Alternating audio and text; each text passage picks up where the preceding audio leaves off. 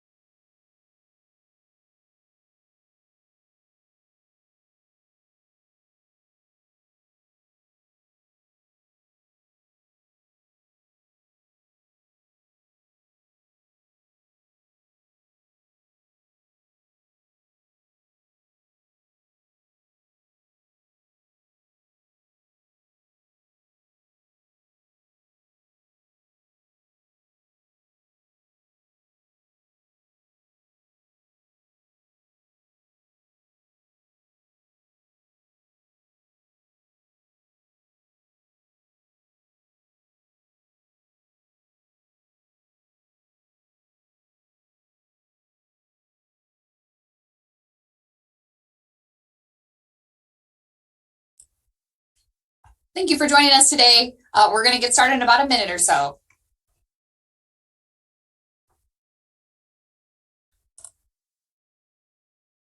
Recording in progress.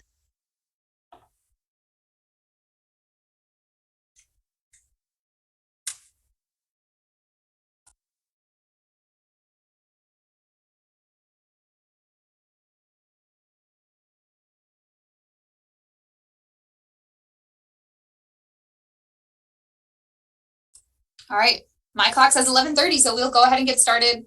Thanks everybody again for joining us today.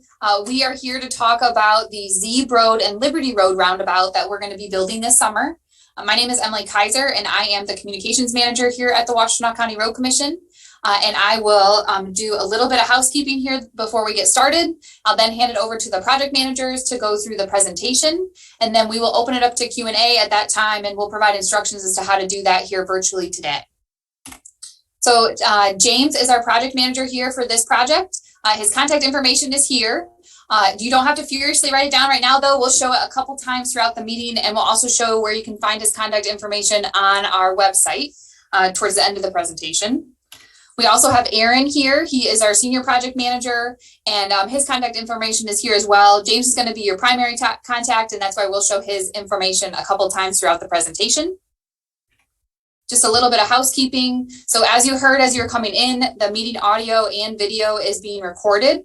And so we'll post that recording to our website, and I'll show you where we'll post that towards the end of this presentation. It'll be posted probably early next week, if not sooner.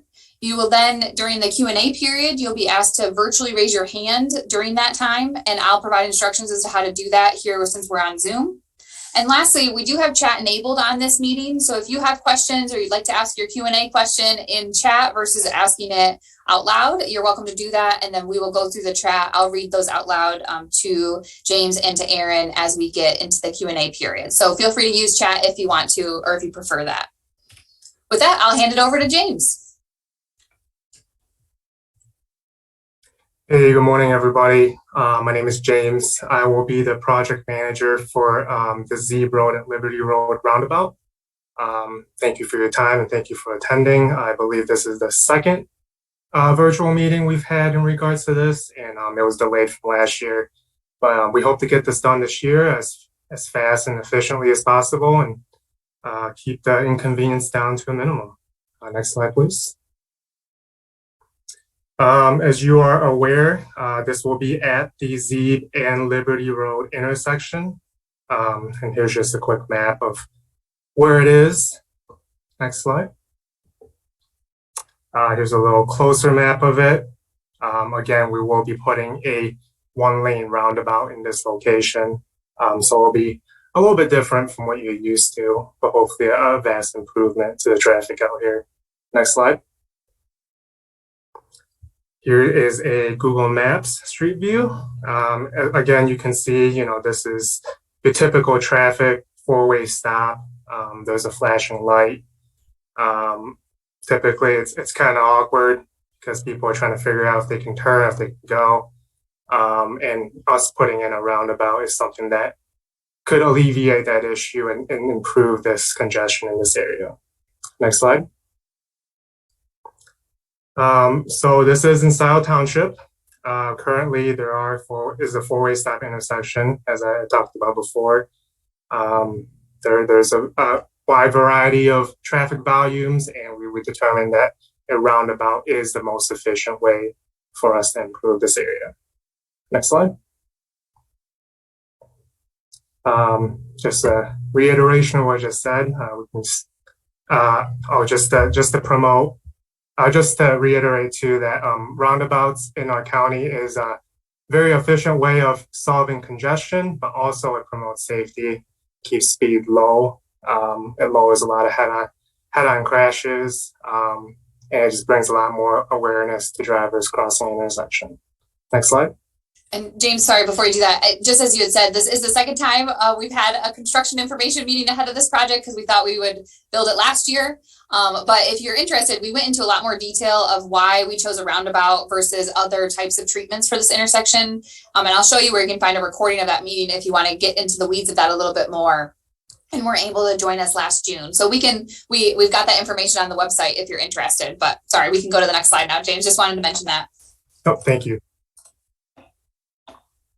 So what we're going to do on this job is to ultimately construct a roundabout at this four-way intersection. And as we're constructing the roundabout, we look to improve the drainage. And this will be a concrete roundabout. We have a variety of roundabouts, asphalt and concrete throughout the county. But we've determined that with the current costs and the amount of traffic and volume that goes through here, a concrete roundabout is the most efficient.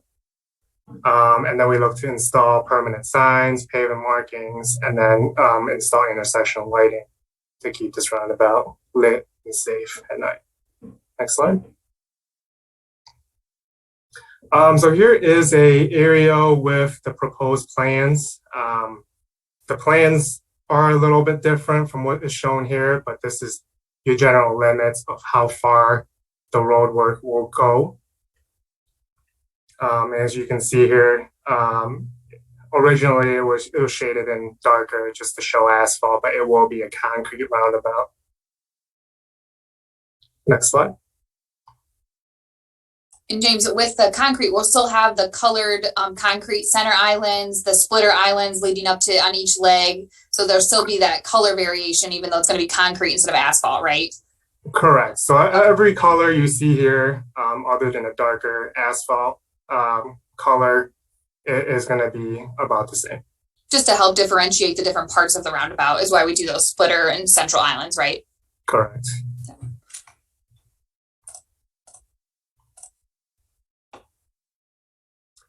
So here's a picture of typically what construction looks like as we remove the road. So you can see it's not very accessible. There's no lane marking, so we do discourage driving through here. And we'll go into the next picture to show more into this. Another picture of us building roundabouts.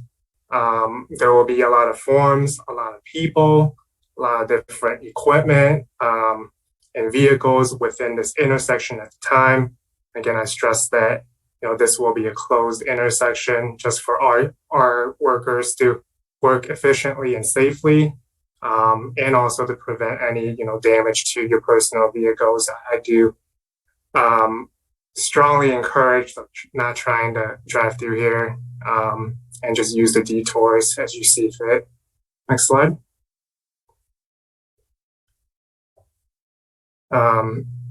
There's many different phases in the operation.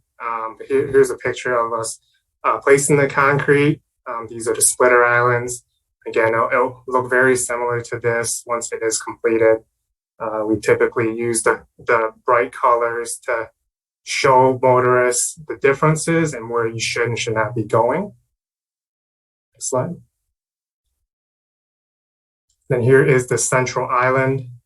As you can see, it is going to be a bright red circle with concrete curb around it. It has the lower curves. Typically, this lower curve doesn't mean that you, as a regular motorist, should be driving straight through it. This is something for the trucks that are larger than typical and that can't make those turns. They will, take advantage of that lower curve to make the turn. Next slide. This is pretty close to the final product. Again, it won't be asphalt, it will be concrete. I think this is a very good picture of showing that it is a vast difference compared to what we saw before at the four-way stop. Next slide. So again, I just want to reiterate, this will be a closed intersection during our construction. Typically, if a motorist take it into their own hands and try to get through, they would sustain a lot of damage to their vehicles, and they also are causing a lot of damage to our project. And with the weather, with all the different things that go into the schedule, we would like to be able to work consistently without delays like this. Ripping out and replacing concrete of this magnitude costs a lot of money and it costs a lot of time. And that's just something we want to avoid entirely. So please keep an eye on signs, keep an eye on barricades. Please don't move them by yourself if you really need to get across. There are posted detours. We hope to keep this job as fast and short as possible. We understand that this is a big intersection for your traffic and your commute to and from work.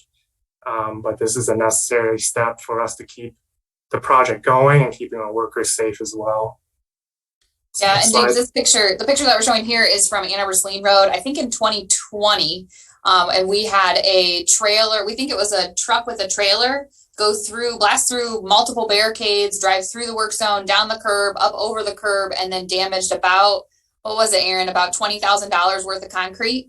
And I mean, the cost of that and the delay of that, like James had said, is one thing, but it also is really dangerous. It could have injured the person driving. It also, if it would have been during the day, we have people out there working. And so we need everyone's partnership to keep out of this work zone. As James has mentioned, it will be completely closed to any traffic during construction. If your driveway is within those zones that we showed on that early picture, we will get you into your driveway. But if you cannot, no one can go through the intersection, and that's a safety thing. That's a preservation of our materials thing. I mean, this is a big deal. And I think this delayed this project at least a couple weeks, right, Aaron? Yeah. So yeah, we can't say it enough. Concrete is definitely different than asphalt. And so it's got that curing period where it's going to look like there is nothing happening. When we're doing the splitter islands, when we're doing the central islands, and it will look like no one is doing any work. And that's because we have to let the concrete cure, or we have to do it all over again. So there will be periods where you may look out your window, or you may be trying to check out the project, and it will look like nothing is happening. And that's probably with the concrete curing process. And it can take days to cure depending on the weather. Right, James? Correct. Just to add on to that, for the residents that do live within the limits of our project, we hope to be coordinating with you soon, just to go over the logistics of the project as well. And when we do have concrete down, we will work with you on making sure you have access to your property. Next slide. So here's an aerial view. This is a little bit different from what we'll be seeing. We have 4 straight legs to the roundabout instead of this interesting little angled intersection. But this is the gist of what it will look like. Next slide. So as of right now, we have a bunch of utility relocations going on. We have gas, we have AT&T, we have Comcast, electric. They're all pretty much wrapping up. I believe there's still one utility out there that's consistently working as of right now. Again, I appreciate everybody bearing with us. There might have been some outages for short periods of time, but we are working through that as soon as we can so we can get this project going. So the proposed dates, we don't have a exact proposed date to start yet. We are looking into starting the week after school ends, which is June 20th. That's something that I need to confirm with my contractor. And that's information that we'll be pushing out as well as we learn more about their schedule. This summer, construction-wise, it's super busy, kind of busier than most construction seasons that we see. So our contractor is a little bit more flexible and a little bit more undetermined in terms of when exactly they'll start. So once we find out that information, we will let you know as soon as possible. And we do expect this to be done within 8 weeks. Again, that's weather dependent.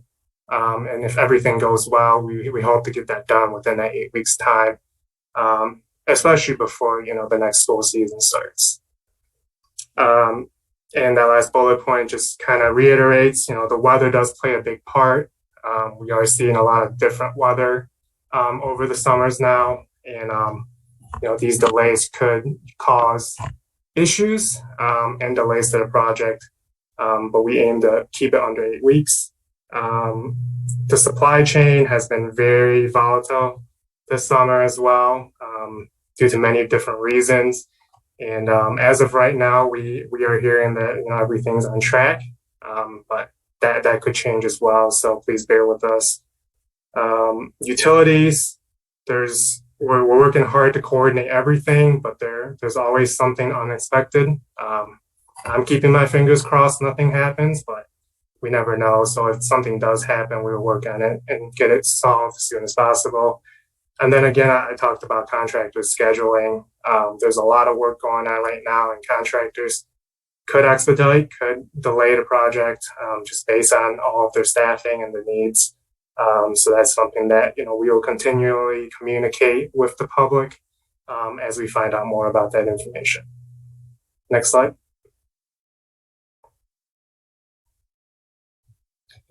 I can't stress this enough. Our barricades won't look like this. We won't have it all the way across and tied to a tree. But if we do have signs and barricades up, typically they are orange on white, with a road closed sign. There will be message boards out, like you've probably seen for today's meeting, that tells you the information about the job at the current time. Just keep an eye out for these barricades.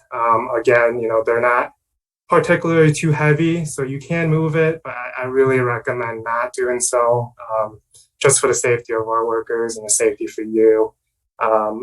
Please respect the signs and just barricades that are up. Ultimately, this is for us to keep the job going efficiently and for us to keep our workers safe, and for us to keep you out of the dangers of a work zone as well. Next slide. Yeah, and the road signs do apply to you, right? We often hear that from people where they think they can get around them and, I don't think that applies to me. And yes, road closed means road closed for everybody in this project. So like James said, we can't stress that enough. And moving barricades is against the law, and manipulating with our work zone is against the law. And so we can't stress that enough. So thanks, James. And I just want to, before we change slides, let's talk about pedestrians and bikers. I understand that non-motorists, people that want to travel without a car, typically use these intersections as well.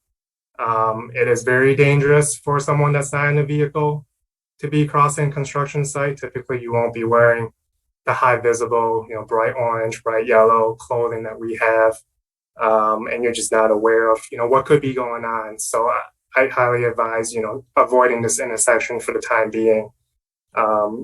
Things could be very dangerous, things could fly all over the place, and you never know. I just want you to be safe as well. So please, if you are a pedestrian, if you are a biker, please avoid this intersection for the time being. Next slide. So here is our detour. Per regulations, we are required to recommend a detour along paved surfaces, along the same type of roads. If we're closing a road with paved and gravel approaches, then we have to recommend a detour of the same magnitude.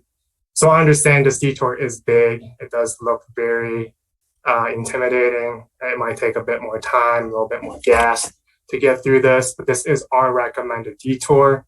We will have signs up well in advance of the project, just warning local and passer buyers, the motorists that travels through the areas about this detour. We recommend you follow it just because this is our recommended route. But again, everybody would do things differently, and please understand that the road is closed. So I recommend following a road around this area instead of going through our intersection.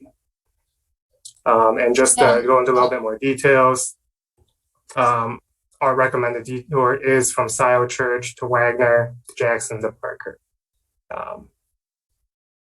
And Emily, did you want to talk about something? Yeah, I was just going to say, so we, like James was saying, we recognize that this is the posted detour. We post our detours, like James was saying, for all vehicle types. We totally understand that local traffic who knows this area are probably potentially using different roads. And we've had a couple questions come in about that. We'll talk more about that.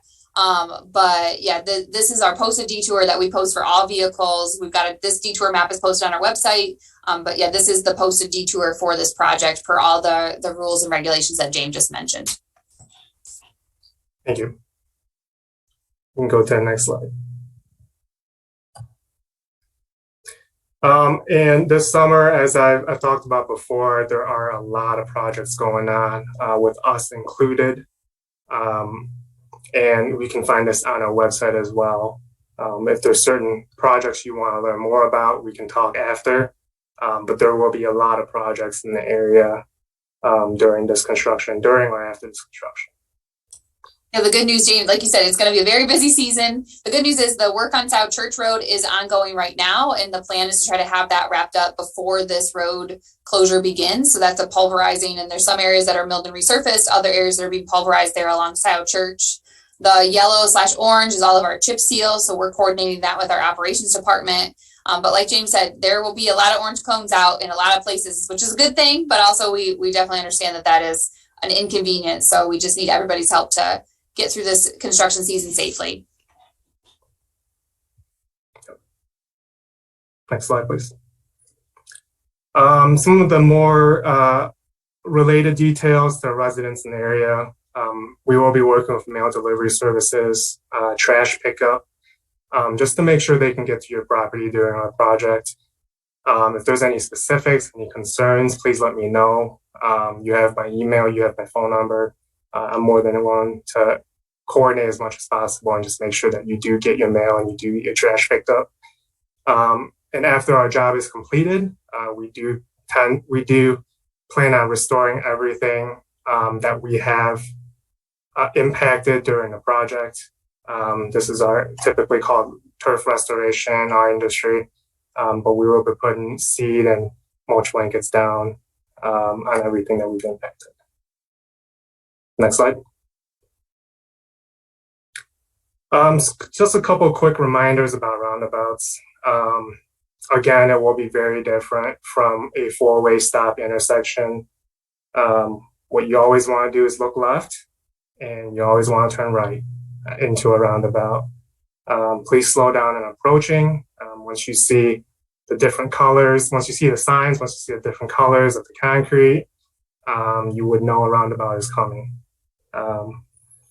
And when no traffic is present, still proceed slowly. It is a pretty steep turn. We just want people to be safe as they're driving through a roundabout. And then when traffic is present, please make sure to yield to oncoming traffic from your left. Next slide, please. So again, for more information, please visit our project page at wcroads.org. Here's my contact information. You can always find that on the website as well. Please give me a call, give me an email if you ever need anything. We are here to help you and serve you. So, we're more than willing to coordinate and try to fix any issues that we could fix. Next slide. Thanks, James. Before I go to the next slide, Aaron, I'm going to show the audience how to get to that project page. Do you have anything you wanted to share, Aaron, before I do that? I do, Emily. Thank you. And again, my name is Aaron Burkholz. I'm a senior project manager here at the Road Commission. I oversee our design and construction group. That includes James.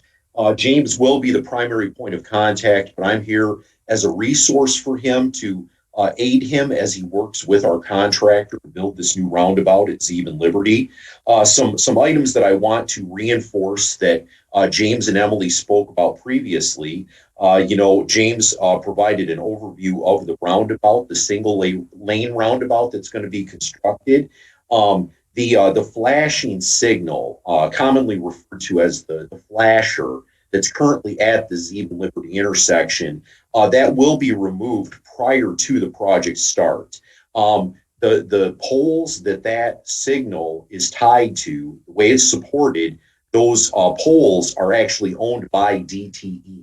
So we need to allow enough time to have the flasher taken down. That would be performed by our crew, the Road Commission signal crew, and then have DTE remove the poles before our contractor mobilizes the site. So James is working with DTE and with our signal crew and with the contractor so that we remove that flasher just in advance of the project starting. So again, just something that motorists may notice. The intersection may still be open, but the flasher may be gone. Both James and Emily did a very nice job of reinforcing the fact that the intersection closure is a hard closure. That means the only properties that we will allow access to are those properties that are within the project limits. We'll maintain it for those properties, but that doesn't necessarily mean that someone going to that property can drive all the way through the intersection. Because again, we're going to have the intersection completely torn out. We're going to have equipment, materials, and most importantly, construction site personnel in that intersection. And motorists that blatantly disregard posted construction signs, barricades, road closed signs are jeopardizing not only their own safety, but the safety of those construction personnel that are on the job site. So again, it's something that's very important. James provided details related to the posted detour. So we commonly refer to that as the posted detour or the signed detour. And Emily mentioned that local motorists will often figure out an alternate means of getting around an intersection closure. And that certainly could involve the roads, the local county roads that are in the Polo Field subdivision.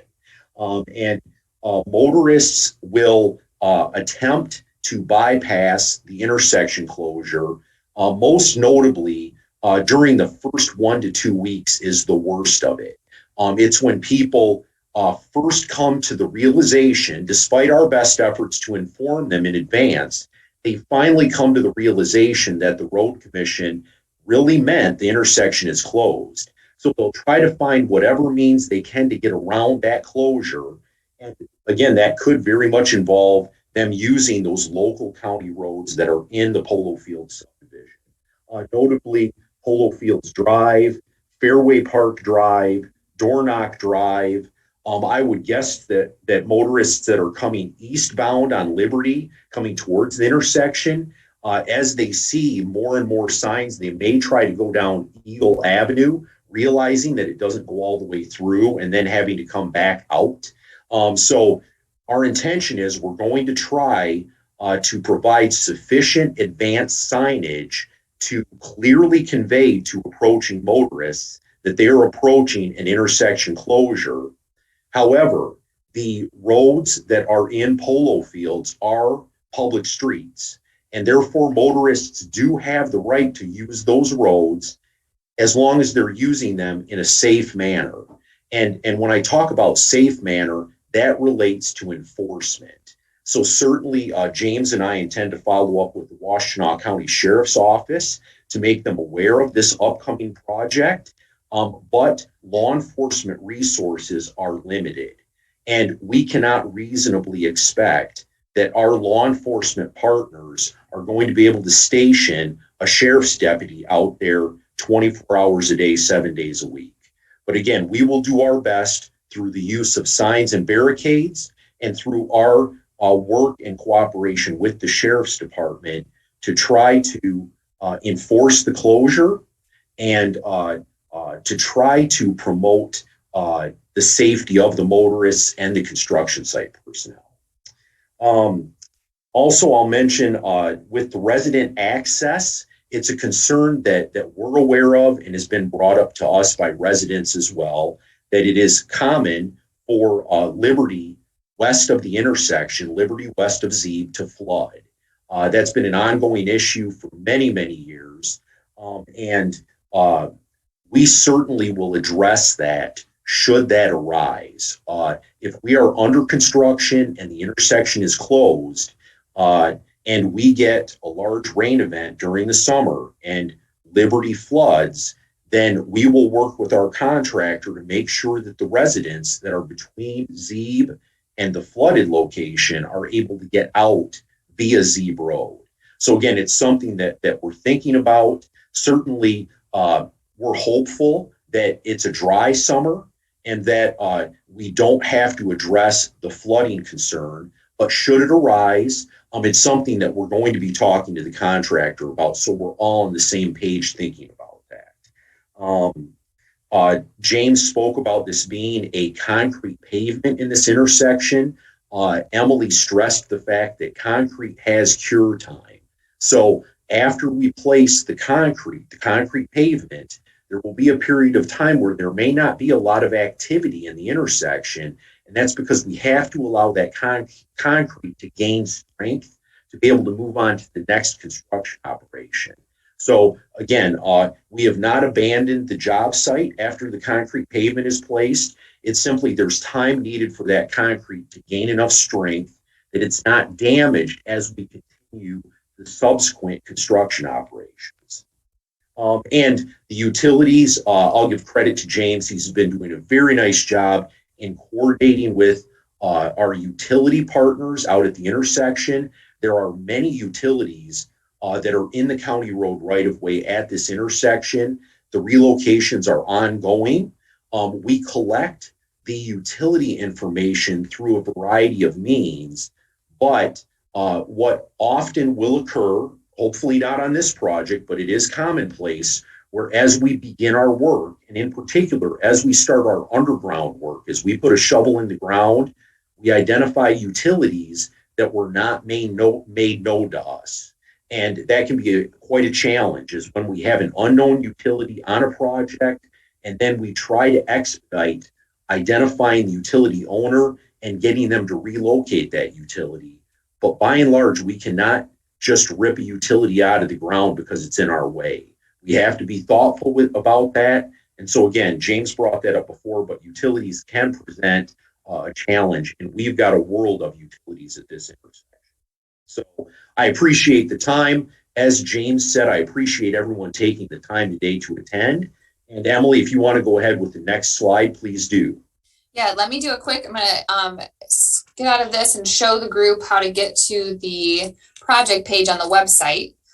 So if you go to our website, and there's a link in the chat too if you are on your computer, but if you go to our website, which is wcroads.org, there's a couple ways you can get to what I'm going to show you. But you can go to our roadwork and construction, and you can see our current projects map. Our current projects page will take you to this. And you can see we've got our construction map here that shows all the major projects that we have going on this year. Shameless plug, it also has some information here about a virtual construction season kickoff meeting that we have on Monday, where we will do a county-wide overview of the projects we have planned for the 2022 construction season. So that's on Zoom, just in a similar format to this. So we hope you can join us on Monday if you love learning about roads. But if you go down here, you can see all the different projects. As James had mentioned, it is a big construction season. If you zoom in here, you can see we've got our intersection project that we've been talking about today. And you can just click that more info and you can find the project page that we have a link to in the chat. And this has the information that we've talked about. It had our announcement about today's meeting. After we get done here, it'll also have under this helpful links, it'll have a link to these meeting slides and the meeting recording. You can see as well, because we did these meetings last spring as well.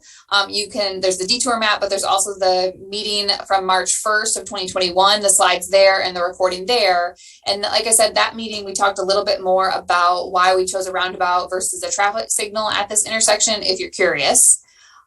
You can also on this page, keep scrolling down and there's this subscribe to projects update button. If you click that, that'll take you where you can put your email address in and you can subscribe to receive any of our road related updates. So we do all sorts of different road advisories, so lane restrictions, road closures, traffic delays that may be occurring by township.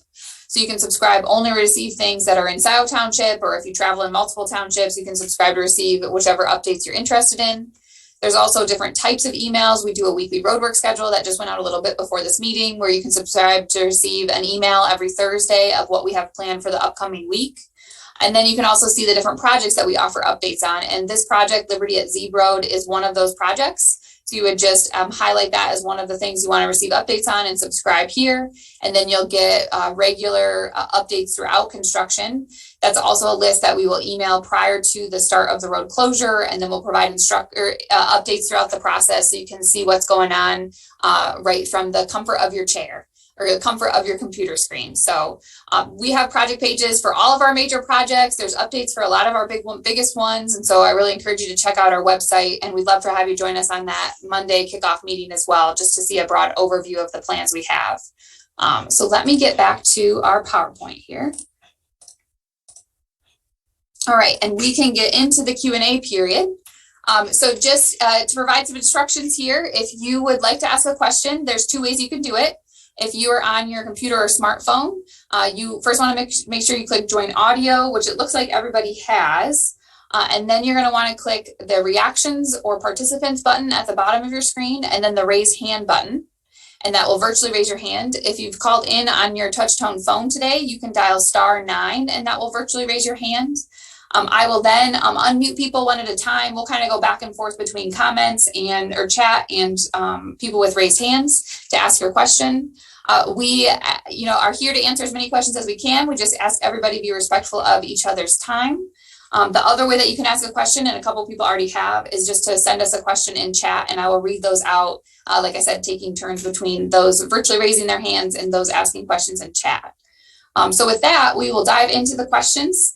Erin, you did a great job in your summary there at the end, because you answered a few of the questions that had already come in through chat. So we had questions about Polo Fields traffic, and we had questions about what happens if Liberty Road is closed due to flooding. So we've got those covered.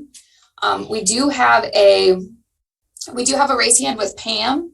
So Pam, you should be able to unmute yourself and you can go ahead with your question. Hi, Pam Boyd, a Scioto resident and Scioto Community Newsletter. Emily, James, and Erin, thank you so much for this presentation. I have a question regarding learning curve you mentioned the learning curve for detours. What is the learning curve for drivers? One of my concerns is that the stop sign helps to slow traffic downhill on North Zeeb, in particular with semi-trucks and even cars. And so my question is, are there more accidents in the beginning of a roundabout? What situations have you come across with roundabouts where there is a significant downhill decline? As everybody learns the curves. Thanks, Pam. So I think the general comment about roundabouts first, and then I'll throw it over to James or to Aaron to answer this one, is that this is not our first roundabout. I think this is our 28th roundabout in Washtenaw County. And what we have seen is that the really great thing about roundabouts is, in general, they are a safer treatment for an intersection because they're reducing speed. And I know your question is about speed, and we'll get there, but generally the beauty of a roundabout is that it is lowering that speed inherently by the design.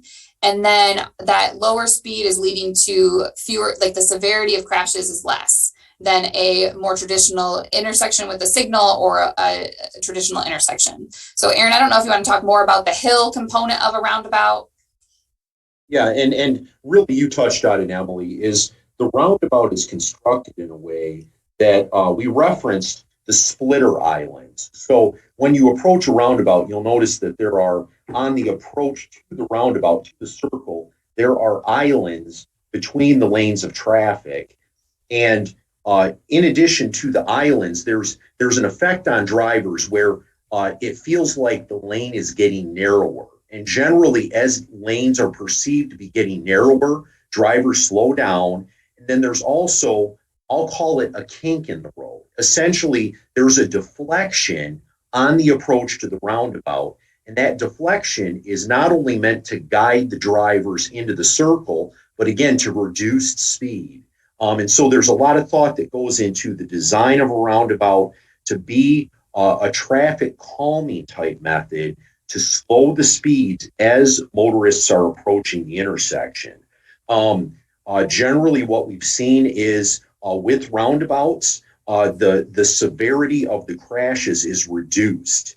So you can imagine at a stop controlled intersection, like the existing intersection there at Liberty and Zeeb, it's a 4-way stop, or even at a signalized intersection, you're counting on the approaching drivers to recognize that it's a stop control, that either there's a stop sign or there's a red light.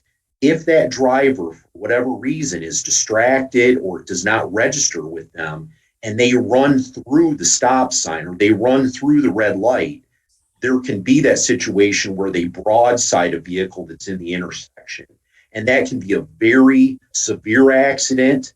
That can be a case where we unfortunately end up with a fatality. Generally what we see with roundabouts is if there are accidents, they are less severe because they're like side swipes, where someone comes into the roundabout, there's a car in the circle, and a person doesn't yield to that car that's in the circle.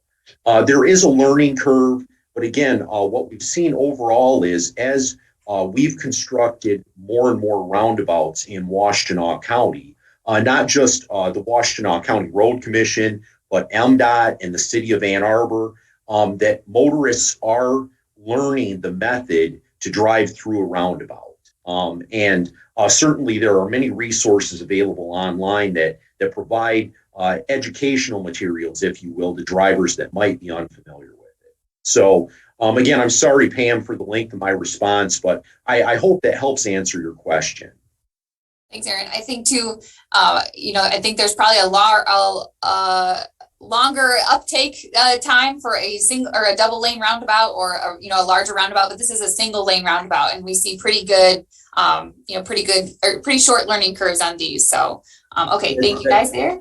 That's a good point, Emily. Yeah, is again, this is a single lane roundabout. Certainly there have been other roundabouts. One that occurs to me is the one at State and Ellsworth over on the south side of the city of Ann Arbor.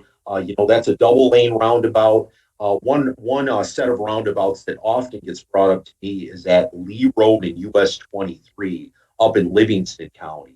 And I'll admit freely that is a challenge to drive through that roundabout. You have to be very aware as you're entering any one of those roundabouts as where you're going and what lane you should be in. So again, this is a single lane roundabout, so it is fairly straightforward in the method that a motorist needs to use it. Okay, so we do have a question. I'll go to chat and then we'll go back to, we have a couple raised hands. So this comes from Lisa, and Lisa asks, how long does concrete take to cure? James, or Aaron, I don't know who wants to take that one. Yeah, generally concrete It depends on the type of concrete mix that's used. It depends on things like temperatures, like weather has an influence on concrete and the curing period for it to gain the design strength that's intended. But generally, you're looking at, I'll say, like a 4 to 7 day period for that concrete to gain sufficient strength that construction operations can continue without fearing damaging the work that you've done. So I'd say in general, 4 to 7 days. Okay. So our next raised hand is Bill Stein. Bill, you should be able to unmute yourself. Hi, on?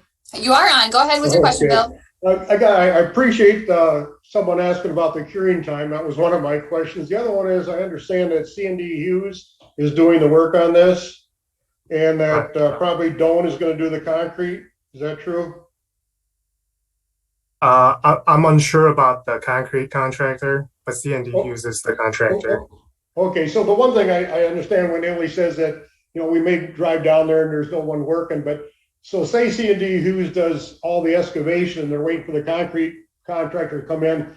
Is that going to be pretty well hand in hand, so there's not time missed between, say, Hughes preparing it and the concrete contractor coming in?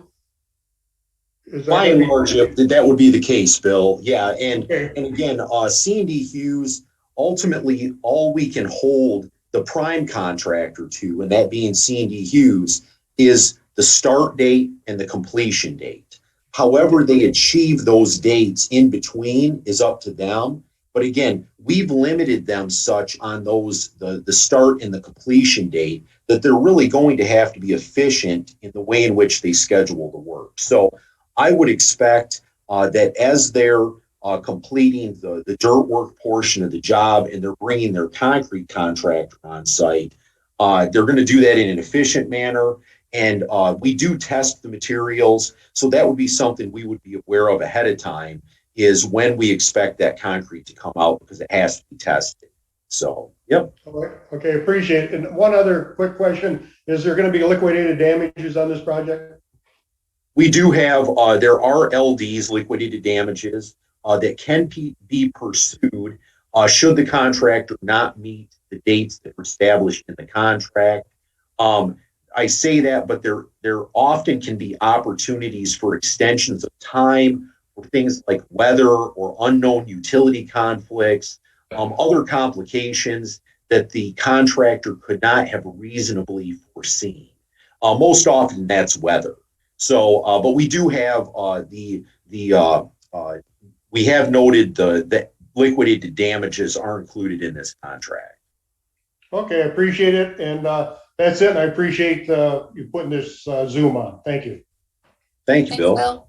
And just to add on to that real quick, C&D Hughes has been a contractor for a lot of our projects throughout Washtenaw County, so we are fairly confident in their work and the quality of their work. And as I mentioned before, it is a very busy season. So I couldn't imagine them, slacking off or trying to push off a project, wasting their workers' time too, while they could be doing something else. So I'm just anticipating, like Aaron said, they will go from one step to the next as fast and efficient as possible. Thanks, James. I was going to ask that, so thank you for saying that. Okay, so our next question from chat, comes from Paul, and he has a couple questions, so we'll do one at a time. The first question is, and this is about timeline. So the project timeline says 8 weeks, and the estimated start date of mid-June. We thought maybe June 20th, that week of June 20th sometime, but that's very tentative. Does that 8-week estimate include any provisions for downtime or supply chain issues, weather? And I think the broad answer is we try to be pretty broad in our timelines. James, I don't know if you want to talk more about that. Yeah, so the 8 weeks is, it does allow for a couple of days to maybe a week of downtime due to unforeseen weather or anything like that. And again, hoping that this summer has as least amount of wet weather as possible. We do hope to get everything done within that 2 months. But like you said, there are a lot of unforeseen issues, and that's something that we will work with Emily and our communications team on letting the residents know. We do provide a very good weekly update and periodically updates on like with pictures and descriptions of the work as well. So if we are aware of any delays, we would let residents that are subscribed know as soon as possible. Absolutely. Okay, so Paul's second question was, he's seen at other roundabouts that they have additional signage about asking motorists to use their directional signals or turn signals when entering roundabouts. Is that a type of signage that we're going to use at this intersection or at other roundabouts? I think we have some at Moon and Bemis. I believe that was kind of a trial to see how those were working. So I don't know. Do you guys know if those are going to be placed at this intersection? I don't offhand, Emily, and that's a good question. Appreciate Paul asking. And again, that's been something that you mentioned, Moon and Bemis. That's been one of the first locations where we installed signs encouraging motorists to use their signals to convey to the motorists that are present at the approaches what direction they're going to head in. But I don't know, James, does this project, as part of the contract work, did we include the installation of those signs? Yeah, I'm looking at our plans right now. We don't have signs like that. We do have speed advisory signs as we're going into it. But that's certainly something we can look at, you know, and if it's something that we can implement, and we decide that it is beneficial for this, we could look into something like that. We just had somebody else comment that they like those too. So we will definitely pass that along and talk with our traffic and safety team about those. The ones at Moon and Bemis, I know I think that was the first roundabout where we put those as kind of a trial to see if that was something that was helpful to motorists. And those are advisory signs, yeah. And like motorists, roundabouts are still a learning process for us too. It's certainly beneficial in some areas and it may not be beneficial in others. So it's definitely something that we're hoping to learn more about and keep making it better. All right, so let's go. We've got another raised hand. Jillian K, you should be able to unmute yourself. Good afternoon.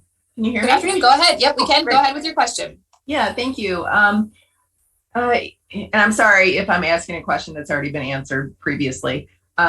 Drainage, improved drainage was brought up. And so my question is, if there's improved drainage for that intersection, where does the water go? As we know, this area, Liberty Hills, and even down the road, there's a lot of flooding issues. And if there's improved drainage, the water must go somewhere. And is there anything that is in place to help those parcel owners if the water does impact them because of the roundabout? Sure. Can we go back to the map, James? Yeah, please. Okay, thank you. Thank you for your question. This is something that is a big part of our design. We had this consulted out to our consultant to design, and it was one of the major topics that, you know, we want to make sure we're not making anything worse. And if there are issues out here in terms of drainage, we look to correct it as best we can. With the budget and with the money that goes into this project, we are limited to the extent of what you see on this map. You know, we can only go so far in terms of our road work and our drainage work. And it has been assured that, you know, we aren't creating more of a problem. We aren't adding water. We are just helping divert and clean up the ditches out here for the water pathway. But if there are issues in the long term in terms of, you know, adding water to certain properties, that is something that we are always accountable for and we look to fix as soon as we can. But as of right now, the design as we see it is conveying the water the way it used to be conveyed. So we hope that it does not, you know, cause any more additional issues or cause any additional issues to the location. But again, you have my contact information. If you are concerned about certain properties in specific, we can definitely talk in detail. I can meet you on site. That's something that we can address as best we can with the time we have. Okay, thank you. I have one more question. Will there be anything in the middle of the roundabout to prevent people or drivers from just going right through? Sorry, go ahead. I know some roundabouts do have signs or even, I'm trying to think, I don't think it's in SIO that I can recall right now, but yeah, and I have seen people just drive right across. That's definitely a unfavorable method of driving through roundabouts. Typically what deters people from going through it is that little raised area in the middle. We do have signs that are in the middle as well, just helping guide traffic as they go around the circle. But we don't have anything in terms of like, I know in some cities there are like trees or, a little bigger signs or stuff like that, but we don't have anything like that on this roundabout in particular. Okay, Yeah. thank you. And James, I'll just touch on, the second question. I'll touch on that first. And as you said, this roundabout doesn't have any type of a physical barrier in the middle of it. So we do have signs, but if someone is going to completely disregard the center of the roundabout and drive straight through, the sign is not going to stop them. They're going to drive right through the sign. Now, as I feel I'm a reasonable motorist, if I hit a sign, I would stop. But someone who is going to disregard the roundabout and just drive straight through, a sign's not going to stop them. So again, the raised portion of the roundabout, the curb that is around the roundabout, is meant to convey to drivers that they're supposed to follow the circle and not simply drive straight through. But we also, James had mentioned earlier, that we do need to accommodate truck traffic. And trucks have a wider turning radius. And as such, we have to allow for that truck to be able to somewhat straddle the center of the roundabout if they're coming into it and then making a turn. So the first question in regards to drainage, and James, you touched on this, is the storm water that is being generated from the roadway from these improvements is being conveyed via existing drainage courses. So we are collecting that water. This is going to be, this roundabout has curb and gutter on it. So the center circle, the splitter islands, and the radiuses at the four corners are all curb and gutter. That drainage, that stormwater drainage, then is collected into a storm sewer system, and we discharge that water via existing drainage courses. So James mentioned it. The improvements to the drainage are limited to the limits of this project. And so, again, I just wanted to stress that point that James made in his response. Thanks, Aaron. I think it's important too that if anybody is a property owner within this area that we're looking at and they want to see specifically what we have planned near their property, contacting James is a great way to do that. And we're happy to have that conversation, like James said. Okay, so we've got a few more questions in chat. Lisa asked about our website. Why is it .org or .gov? It's a great question. That's how it has been for a really long time, is that we're wcroads.org.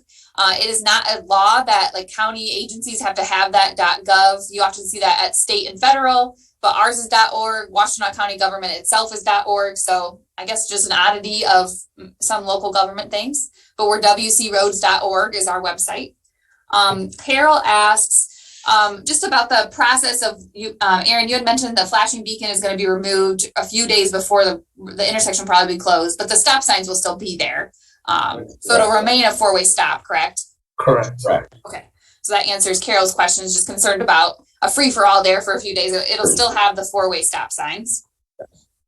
Let's see. Stephen asks about, a lot of the traffic on Zeeb Road is gravel trucks, and is the roundabout really a good solution for those gravel trucks? And we've talked about that kind of center truck apron. This is not the first roundabout we've built in areas where there are gravel haulers. Aaron or James, you guys want to speak to that a little bit more? Yeah. So these roundabouts do accommodate gravel trucks. It is designed in a way that it should be safe for gravel trucks to be traveling across this intersection. And God forbid any accidents were to happen, it's a safer way of being in an accident, a less impactful accident, you may say. Aaron, did you have anything to add to that? No, and I was going to mention the same, James, that these roundabouts are designed in such a fashion that they can safely accommodate a variety of trucks, including gravel trains.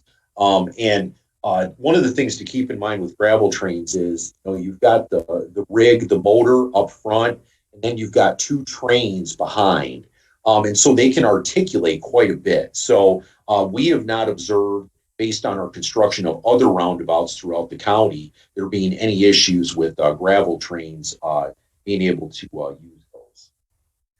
Yeah, and I'd encourage you too, if you're interested why we chose a roundabout versus a traffic signal, I'd really encourage you to check out that recording from our presentation last spring, where we talked a lot about that, and that's posted on that project webpage that we showed you, if you really want to get into the weeds of roundabout compared to a traffic signal. Let's see, so we had a couple questions from Kanda. I think we got most of these answered. We talked about the signs, the turn signal signs around the roundabout. It's something that we can definitely look into and talk with our traffic and safety team. She's a big fan, thinks that they're very helpful when they're inside the roundabout, when people use their signals inside the roundabout. She also is asking about, similar to what we were talking about, of how to prevent people from doing donuts in the middle of a roundabout. It's something that she has seen at South Church and Wagner. I think, Aaron, you spoke to that, and there'll be some signage, and obviously that is not the appropriate way to drive, and that gets back into that enforcement issue too. But it looks like, I think we've gone through all the questions in chat. We'll give kind of a last call. If anybody wants to virtually raise their hand, they can. Let me get back to that. You can click the click the participants or reactions button at the bottom of your screen, and then the raise hand button if you want to ask us a question. If you dialed in from your touch tone phone, you can raise your hand by dialing *9, or you can ask a question in chat. While we're waiting for last call, James or Aaron, do you guys have anything else that you want to share? Yeah, and I just want to reiterate what we've talked about in the beginning. I understand that this is a pretty big intersection for a lot of people here, and a lot of travel through motorists as well. And I apologize for that in advance, but we will hope to get this done as soon as we can, as fast as we can, and as safely as we can.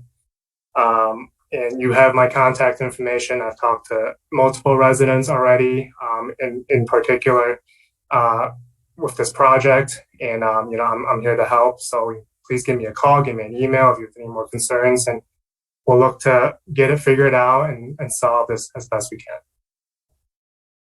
Thanks, James. Aaron, any last words?